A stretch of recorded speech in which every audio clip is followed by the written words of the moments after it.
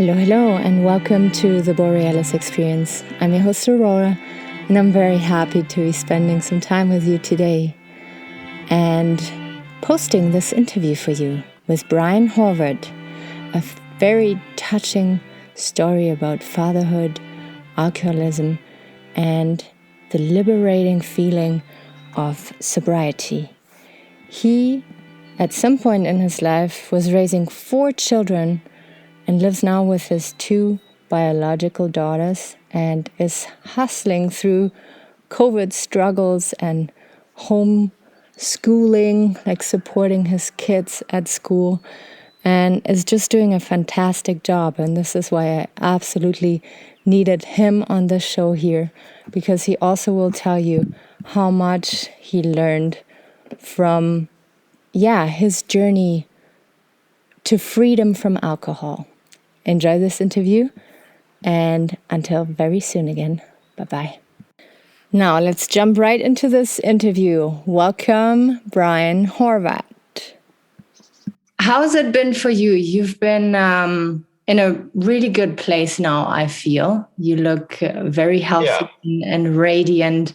But you also told me that there was a time where you struggled with alcohol. Was that before your kids, or did you have to deal with that during, like, while you had kids and kind of struggle with your well-being and then being there for children as well? Was it like all together in one, or was that like separate? Well, I suppose looking back, alcohol, it's always just been kind of a part of my life in the respect that it's just pop culture. People, my parents always had a glass of wine with dinner, and, there was always beers in the fridge. And, I would not say that they had drinking problems or anything like that, but it was always just present. Right. And, so it after childhood and I moved on, I just thought, hey, it's always normal to have alcohol around. I should have alcohol around. My first apartment, it seemed like one of the first things I had to do to really make it an adult place of my own was to put beer in the fridge. And, which your friends quickly come over and drink on you and you have to replace. And, so they got 15 packs and 24 packs. And so, in my younger life, it was just kind of there. And it was part of the culture with me and my friends who, liked to have a good time back then, when we were young. But then around the time that I got married and started having my own kids is when I kind of took a step back. I wasn't drinking, every day. We didn't keep it in the house. My wife wasn't really a drinker at all. And so it was, it just wasn't part of my life for a while. But then when things started getting a little bit, more, I don't want to say tough, just kind of lonely and boredom kind of set in when, my wife was working nights at the pub. And I had all the kids. I had all 4 kids at home, and they were young, very young. So they were all in bed by 7:30, 8 o'clock at night. And I'd have my whole evening just myself alone sitting on the couch watching TV. So it became, I'll just grab some beers. And it soon became a habit. Every day I'd go drop my wife off at work, and I'd pick up a 6-pack and I'd bring it home, and I'd drink that 6-pack throughout the night, while I watched TV, and it, kept me company. Kind of took the edge off the boredom and the loneliness when I was just by myself. So that basically, a 6-pack was a 6-pack a day became the normal kind of behavior for a couple of years. And, I'm a fairly big guy, and that wouldn't really impair me. That it was just problematic in the way that it became an everyday habit. And by the time a few years went by from that point on, the kids were getting a little bit older, and I was stay-at-home dad. I had my side businesses. I trained dogs and stuff like that. But I just found myself with more opportunity to drink, and all of a sudden, 6-packs in the beer stores turned to 8-packs. The 6-packs went away and they all became 8-packs. So that 6-pack just became an 8-pack a day. And, things just kind of slowly, became comfortable at that pace. And then just like my marriage ended just all of a sudden. And I was just hit like a ton of bricks. And so my wife decided to leave our home, leave our house, and went and, got her own place. But I was a stay-at-home dad. I didn't have any income whatsoever. And being a stay-at-home dad, I was claimed as a dependent on her taxes. I wouldn't get child tax or anything, even though I still had all 4 kids at home. So I was now in a desperate fight for survival, literally. How am I going to pay the bills at this house? How am I going to feed these kids every day? I don't have any money, don't have a job, and I don't know how to go get a job with these 4 kids because somebody's got to watch them. I have a big family and they're very helpful where they can be, but they're all professionals and they all still work full time. And, there's nobody, I didn't have anybody to watch the kids, and her side of the family was not present at all. So it was quite a struggle. And I found that at the end of the day, I was so overwhelmed that the only thing that I could do was, drink. But I waited till the end of the day, and the kids would go to bed, and then I would drink. And that became normal for a long time. And then I suppose after I was single with the kids. They went through a few different stages. My wife was still around for a while at her place that moved to, and she would take the kids, for the weekend sometimes, and she'd have a weekend off work and stuff like that. That lasted for maybe about a year. And unfortunately, her lifestyle developed into habits that snowballed into addiction. And she left. She just kind of went off the radar for years and years and years, the better part of a decade. And so after that, when she went her own way, my stepgirls went to live with their dad, and I had my 2, and we just kind of started our life kind of anew with, no mom in the picture, and we're just going to do this on our own kind of thing. And that gave me a really, a really big boost of confidence and sense of value, because, I hadn't been a provider for my family for all those years. I'd been the caretaker, but not the provider. And that's something that's, ingrained in a young guy growing up, that's something you have to do, And so finally being able to do that, I got a really good job, running a directional drill, doing underground cable drops for Shaw Cable, and it was high paying and had a lot of responsibility, like the kind of job that if I didn't show up to work, everybody had to go home kind of thing. And so that kept me really grounded. And then the drinking stopped for a while, quite a long time. And I wouldn't say it stopped. I would still like my beers after work and stuff like that, but it wasn't a daily kind of habitual thing.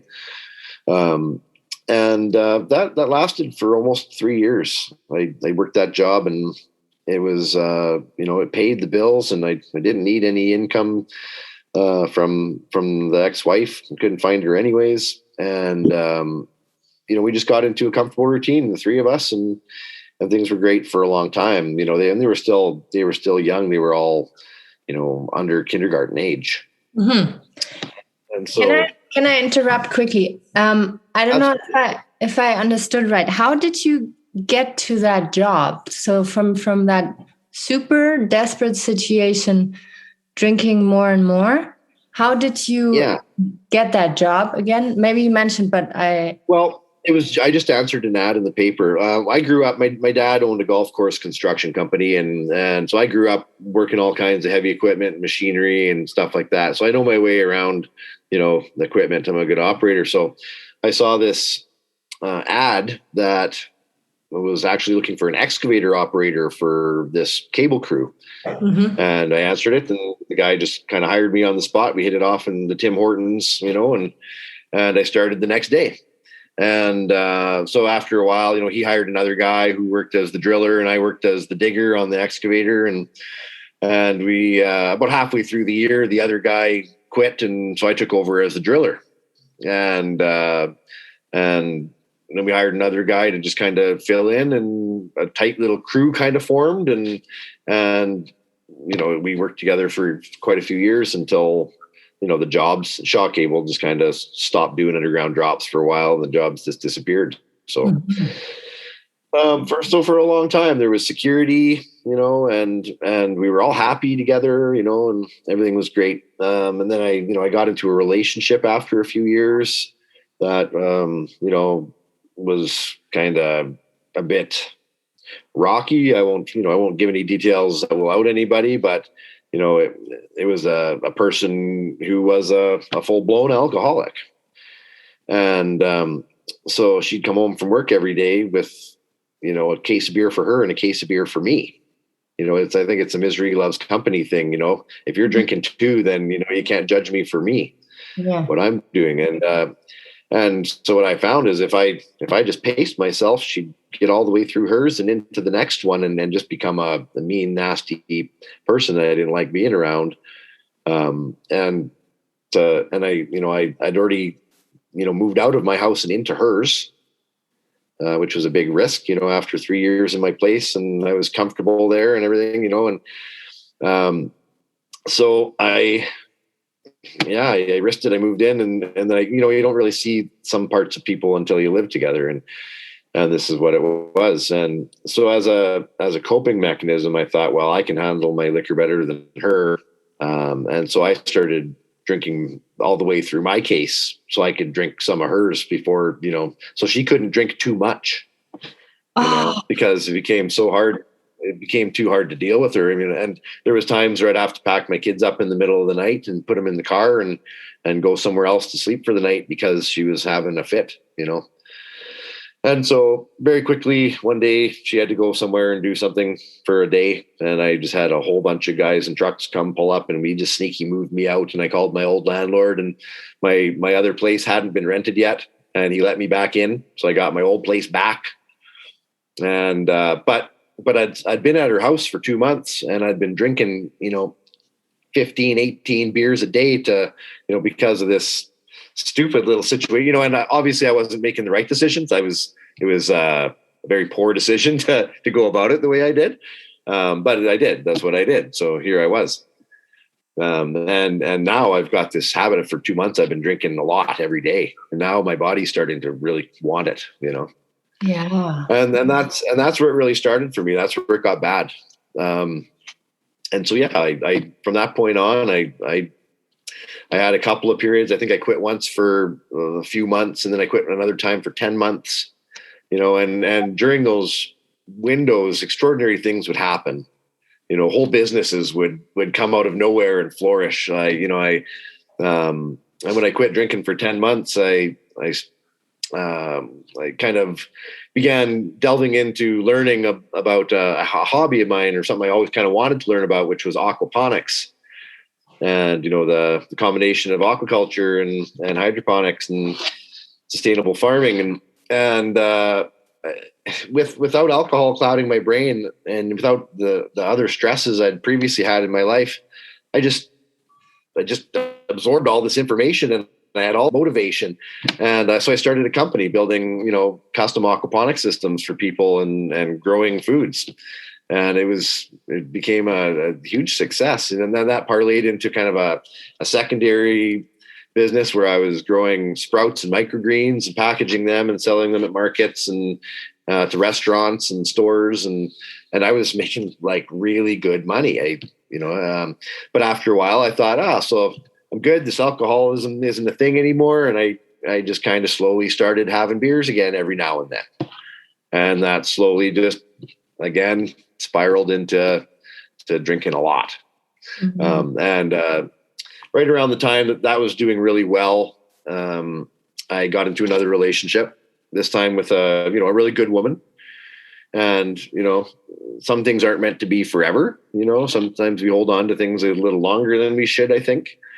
and they sour, just like food in the fridge, kind of, and some things have an expiry date and you shouldn't hang on to them after that. But that's how it was. We had a great relationship, and then it just kind of ended, and I started drinking a lot again. So we'd got a house together, and she moved out again, and so now here I am. I have all the financial responsibilities instead of half. So my financial responsibilities just doubled. Anybody I had to ever help me with childcare vanished. And so I was back to kind of square one again. No one to keep me grounded. No other adults in my life to tell me, don't do that. Stop it. And I did. My mom was really great for, recognizing when I'm not myself, and when I'm, depression really takes hold when I'm drinking, and the depression and anxiety just makes me a terrible, terrible person to be around. Just not my best self. And so that kind of next year, after not quite a year, I guess it was a very steep downward spiral from the time Amanda moved out to the time I quit drinking. But once she moved out, it was bad. I had money. I'd been working a really good job, and I had money in my pocket, and so buying liquor wasn't a problem. And I had this anxiety which kept me up at night. So it became waking up at 3:00 in the morning, and I can't get back to sleep. So maybe if I just slam a beer really quick, I'll be buzzed enough I can just drift off. But well, that beer tasted good, so I better have another one. And then, by 8:00 in the morning, I've already drank 10 beers, and I'm waiting for the liquor store to open to go buy another box. And I say that my tolerance was, such that I could still function throughout my day and go about my day. And a lot of people didn't have any clue that I was drinking at all. The people who knew me really well knew, because obviously it changed my character. But it became a really bad problem. And so for about maybe 6 months, I was drinking about 25 beers a day, every day, all day. All my waking hours spent drinking, and then it just kind of one day snapped into my head, like, what are you doing? Grow up. You're going to die. And actually the turning point for me, because you tell yourself a lot of little lies to the point where you start to believe even the bigger ones. And eventually you're totally, your whole life is a lie. And, it's somewhere inside, it, but you want to do this behavior. So, you put that little voice away. And one day it was the straw that broke the camel's back was really, I took in my recycling. I went to go do my cans, and I'd only been to the bottle depot the month before. It'd only been a month or so. And I'm loading all these cases, empty beer cases, out of them, stacking them up in front of my house.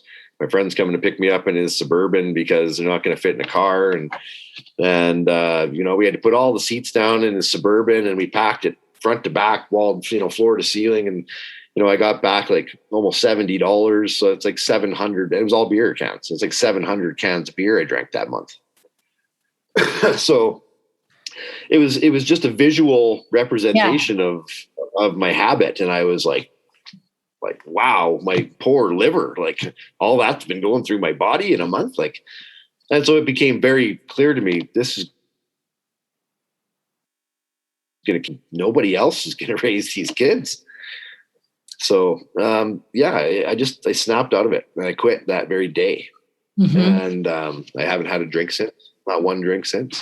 But it wasn't easy. The first 5 months weren't a pleasant time. Yeah. I felt sorry for myself.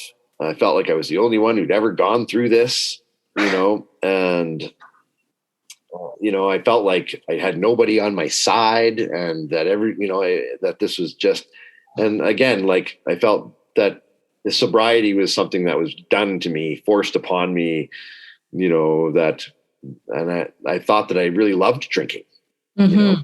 Because it was really it was just the one thing that I made so important, other than my children. It was just my kids and drinking. That's all I had. Yeah. And because I, had a beer in my hand all day for so long, a lot of my, habits, just my daily routine, it was all associated with drinking. Mm. And so just going about my routine without having that beer in my hand was stressful. And it took about 5 months for that fog to kind of clear. Mm-hmm. But, when it did, what a glorious thing. Yeah. And that's been 1 year now? Well, I can tell you exactly. I have a little app that keeps me focused here. 10 months and 15 days, so 10 and a half months. Wow. That's pretty badass. And yeah, and so would you say that you still encounter situations where you have to make a choice, where it's like, it'd be so nice to have that beer now, but there's part of your mind that remembers and doesn't allow you to go down? Well, so the first time I quit drinking for that 10 months, every day, every single day. But I wasn't ready yet. I was doing that more, to kind of appease other people that were putting pressure on me to quit, as opposed to wanting it for myself. And so I just couldn't wait until I felt healthy enough to drink again. That's how it was then, right? And after 10 months, I was feeling pretty good. So I was like, I guess I'm ready to drink again. This time I haven't really, since I got past that about 5 month fog, I haven't really looked back. I wasn't, and I should say one thing. It might be kind of unusual in the alcoholic world. I wouldn't just drink anything. I only drank beer. If I couldn't get beer, I wouldn't drink whiskey or anything if it was around. It was just beer, and so a lot of that to me was, I loved it. It tasted so good and it was so refreshing, and I just loved how cold beer on a hot day or a stressful moment, or it was just so good. But then after I quit, I tried replacing that, taking the edge off that by drinking non-alcoholic beer for a couple of months, which is not any less expensive.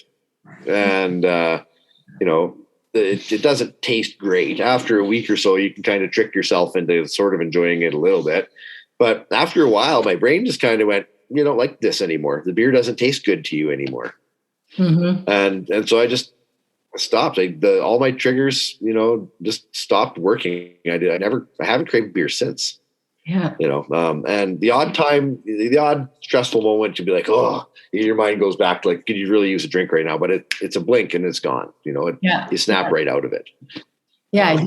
You managed to be stronger than that little, monkey mind of yours. Yes. That's that's character. That's mental strength 101, right? It's don't give me too much credit. I I focused my addiction onto sugar immediately afterwards. And then I put on 45 pounds. Yeah, and then you can get out of that too with the same mindset. Oh yeah, and I have now. So wow. I'm day 8 today with no sugar, and I should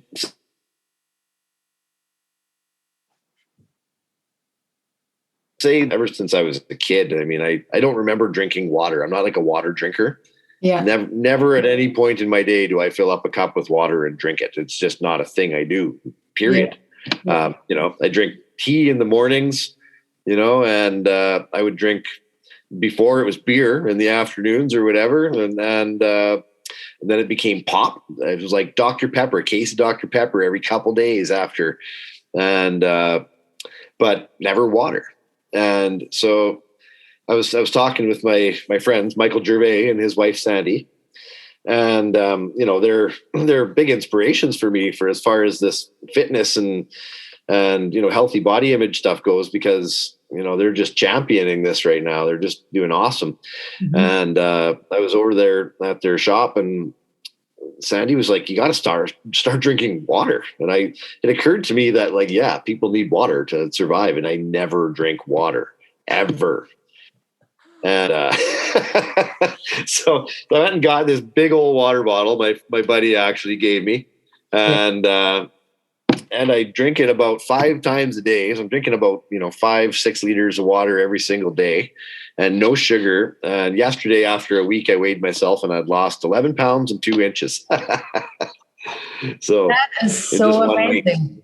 Yeah. So I'm just going to keep that up, and now I don't miss the sugar. I did for a few days. I was like just fiending, wanting to cheat so bad. I like every time I had a minute of boredom, I just wanted to eat something sweet. But after about 3 days of that, I craved my water. So it's helping. Yeah. Yeah. Like I told you on our first meeting here, you have such a beautiful skin. And then I was like, oh, maybe he has a filter on. But it is the water. It is the water that makes you glow, and your eyes are sparkling. And sugar addiction is like just as bad as cocaine. I feel like the headaches you get and the tricks your mind wants to play on you are just so the headaches. Holy. It's funny you mentioned headaches, because the first few days that I stopped drinking pop or any sugar at all, I guess, it was unbelievable, the headaches I had. And I don't get headaches, and headaches aren't a thing that I suffer from. A lot of people get headaches all the time. I'm lucky I don't get headaches. And it was 3 days of just like, and I couldn't make it go away. I'd go in the hot shower, take Tylenol, just do whatever I can, try to meditate. Couldn't get my headaches to go away. So it's incredible, the whisperer. Bryan, we're coming to an end here. Those 40 minutes ran through like water.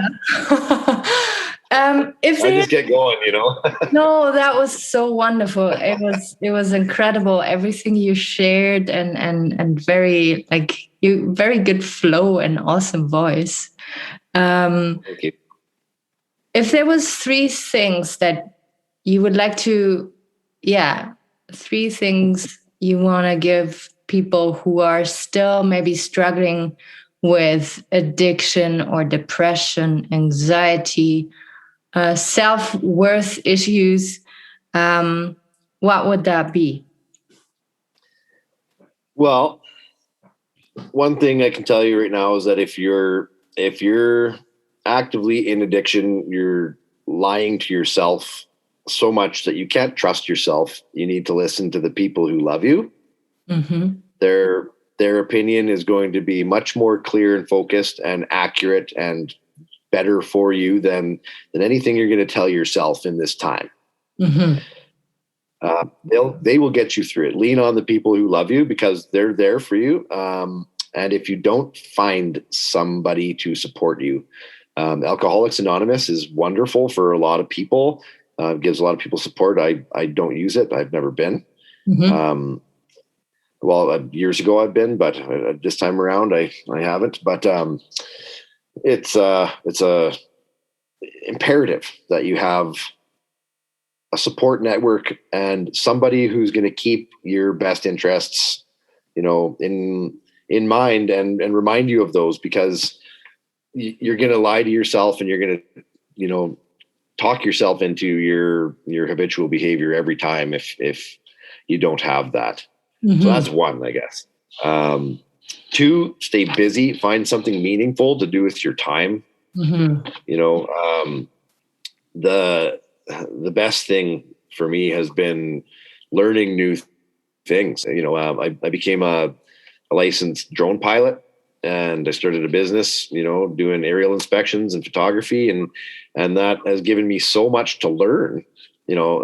Just that spiraled into many things. I bought this computer for video editing, and having to learn computer systems has opened up other doors for me, and it's created streams of income, but mainly it's kept me focused on something else. and something productive.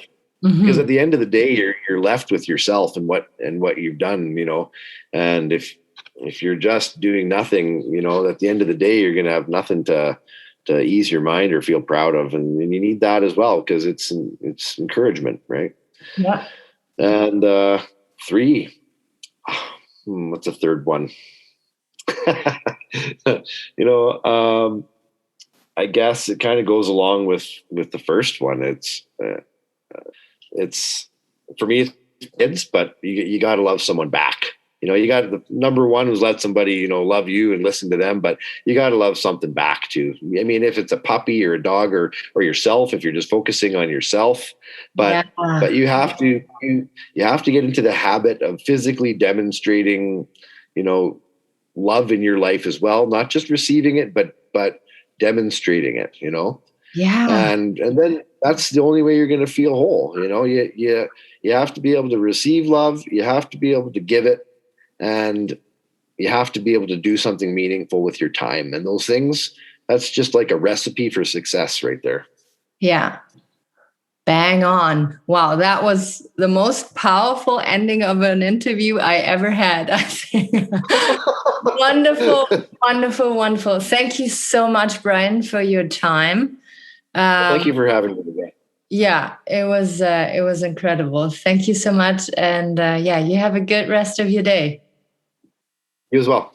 Talk soon. Yeah, thank you so much for listening to this interview today.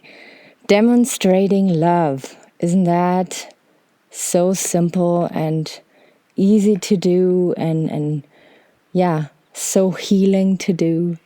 I found this ending very, very powerful and inspiring.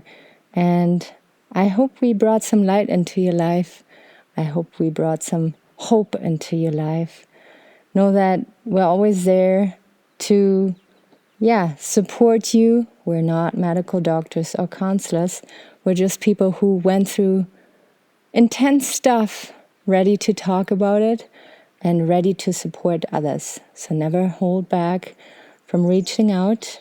If you want to do us a huge favor, go on to Apple Podcast and leave a review. That would be so life-changing. It is really the currency on how to show appreciation towards a podcast. Thank you so much for supporting us, and I will be out there very soon again. Bye-bye.